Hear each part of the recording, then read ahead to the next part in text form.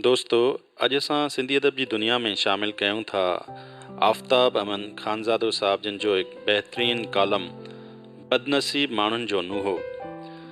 सिकंदर आज़म यूनान जे बादशाह फिलिप जो पुटु हो। हिन तख़्त मिलण खां पोइ 10 सालनि अंदरि उन ज़माने जी ॼातल दुनिया जो घणो हिसो फ़तह करे वरितो हो। मिस्र जो शहर इस्कंदरिया सिकंदर जी मिस्र फ़तह करण वारी यादगार तौरु अॼु बि मौजूदु आहे, पर हिन जो अंजाम छा थियो? हू इराक़ जी क़दीम शहर बाबुल जे हिकु महल में उन ई बेवसी सां मरी वियो, जीअं को मिसकीन ऐं कमज़ोर माण्हू पंहिंजी झूपड़ीअ में मरंदो आहे। सिकंदर जा आख़िरी लफ़्ज़ हुआ, मूं दुनिया फ़तह करण पए घुरी, पर मौत मूंखे फ़तह करे वरितो।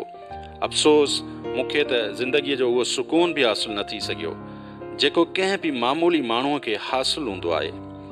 नेपोलियन बोनापार्ट जा आख़िरी अहसास कुझु हीअं हुआ, मायूसी मुंहिंजी नज़र में ॾोह हुई, पर अॼु मूंखां वधीक मायूस इंसान दुनिया में ॿियो को बि न हूंदो। आउं ॿिनि शयुनि जो बुखियो हुउसि, हिकु हुकूमत ऐं ॿी मोहबत। हुकूमत मूंखे मिली पर उहा मुंहिंजो साथ न ॾेई सघी। मोहबत मूंखे ॾाढो ॻोल्हियो पर उहा मूंखे कॾहिं बि न मिली। इंसान जी ज़िंदगी जेकॾहिं इहा ई आहे जेका मूंखे मिली त पोइ पक सां इंसानी ज़िंदगी हिकु बेमाना शइ आहे, छो त उन जी पुॼाणी मायूसीअ ऐं बर्बादी खां सवाइ कुझु बि न आहे।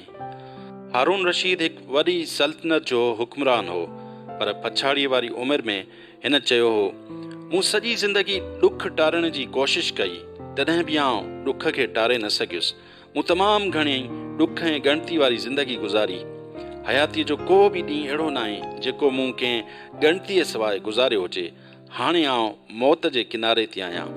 तुर्त ई क़बर मुंहिंजे जिस्म ॻी वेंदी। इहा ई हर इंसान जी पुॼाणी आहे, पर हर इंसान पंहिंजे अंत खां गाफ़िल रहे थो। जॾहिं ख़लीफ़े मंसूर अब्बासीअ जे मौत जो वक़्तु आयो, तॾहिं हिन चयो हो, जेकॾहिं आउं थोरा ॾींहं वधीक जीअरो रहां हा त हिन हुकूमत खे बाहि ॾेई साड़े छॾियां हा, जंहिं मूंखे हर हर सचाईअ तां थेड़े छॾियो। हक़ीक़त इहा आहे त हिकु नेकी उन सॼी हुकूमत खां बहितर आहे।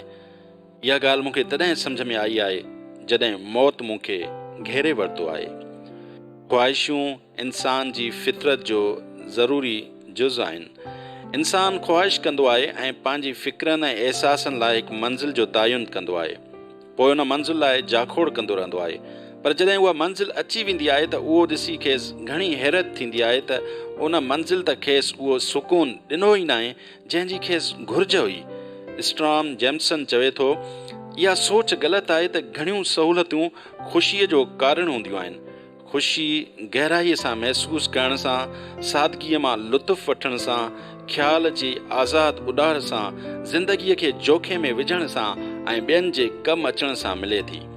पाण खे सुञाण इहा सुकरात जी तालीम हुई। दुनिया में हिकिड़ो ई शख़्स आहे जेको अव्हां खे ख़ुशि रखी सघे थो ऐं उहो अव्हीं पाण ई आहियो। असांजी ज़िंदगी पड़ाॾे वांगुरु आहे। असां उहो ई माणींदा आहियूं जेको ॾींदा आहियूं। फ्रैंकलिन चयो हो, जेकॾहिं तव्हां ॿियनि लाइ सुठा हूंदा आहियो तॾहिं अव्हां पंहिंजे पाण लाइ बहितरीनु हूंदा आहियो। जेकॾहिं ख़ुशीअ लाइ सिर्फ़ु ऐश ऐं इशरत, महल, माड़ियूं, हीरा, जागीरियूं, रुपए पैसे जो हुअणु काफ़ी हुजे हा त गौतम बुद्ध उहो सभु छॾे ज़िंदगीअ जी हक़ीक़ी ख़ुशीअ जी ॻोल्हा में झंग जो मुंहुं न करे हा। अशोक जंग जदल खां तौबा न करे हा। टालिस्टाए पंहिंजे महल छॾे हिकु नंढड़ी रेलवे स्टेशन ते न मरे हा। सुकरात ज़हर जो प्यालो न पीए हा। ब्रोनो स्रोतियस बाहि में टपो न ॾियनि हा। मार्क्स गुरबत जी हालत में न मरे हा। उन जा बच्चा तड़पी तड़पी साह न ॾियनि हा। इहे क़ैद खाननि में सड़ंदा रहिया त जीअं ॿिया माण्हू आज़ादु थी सघनि। उहे फ़ाक़ा कटींदा रहिया त जीअं ॿियनि खे पेट भरण लाइ खाधो नसीब थी सघे। उहे नंगा रहिया त जीअं ॿियनि जा तन ढकिजी सघनि। उहे सूर्य ते चढ़ी विया, ज़हर जा प्याला पीताऊं त जीअं ॿिया आज़ादी सां ॻाल्हाए सघनि। इहे मिसकीनी जी हालत में ई मरी विया त जीअं ॿिया ख़ुशहालीअ जी ज़िंदगी घारे सघनि। असीं अक्सर समाज जी सूरत हाल ॾिसी उहो सोचण ते मजबूर थी वेंदा आहियूं त इंसान में ऐं वहशत वारे दौर जे इंसान में तरक़ी जी रफ़्तार खां सवाइ ॿियो को बि फ़र्क़ु न आहे। एतिरी तरक़ी हूंदे बि अॼु बि असांजे अंदरि उहा ई वहशत लिकल आहे। अॼु बि असां पंहिंजे मुफ़ादनि ऐश ऐं आराम ख़ातिर बाक़ी समूरनि माण्हुनि जो सुकून फुरे तिन खे चीभाटण ऐं बर्बादु करण लाइ ईअं ई तयारु थी वेंदा आहियूं जीअं वहशत वारे दौर में थींदो हो। अॼु बि असां पाण खां सवाइ कंहिं ॿिए खे बर्दाश्त करण लाइ तयारु न आहियूं थींदा। इंसान जे मुतमइन न थियण वारी सलाहियत हमेशा लामहदूद रही आहे। भली असां पंहिंजी ख़्वाहिशुनि ऐं ख़्वाबनि जी ताबीर केतिरी बि छो न हासिलु करे वठूं, असीं पंहिंजे पाण खे ग़ैर मुतमइन ई महसूसु कंदा आहियूं। जेतोणीकि शैली जी नज़म ओज़ामेंडियस वांगुरु दुनिया जी हर शइ पैगाम ॾेई रही आहे त हर शइ खे फ़ना थी वञिणो आहे। तंहिं हूंदे बि असांजे अंदरि जी बुख कॾहिं बि ख़तमु न थींदी। हेतिरी तरक़ीअ हूंदे बि असांजे शहरनि में गदलियूं घिटियूं ऐं नफ़रत जोगिन ऊंदहनि वसंदिन जा नासूर पलिजी रहिया आहिनि। असां शयुनि उहिदनि ऐं रुतबनि खे हासिलु करण लाइ छो बगड़ बणिजी वेंदा आहियूं? छा इंसान जी फितरत ई वहशी आहे? छा हर इंसान जे अंदरि दरिंदो लिकल आहे? इल्मु इंसान खे तब्दील छो न करे सघियो आहे?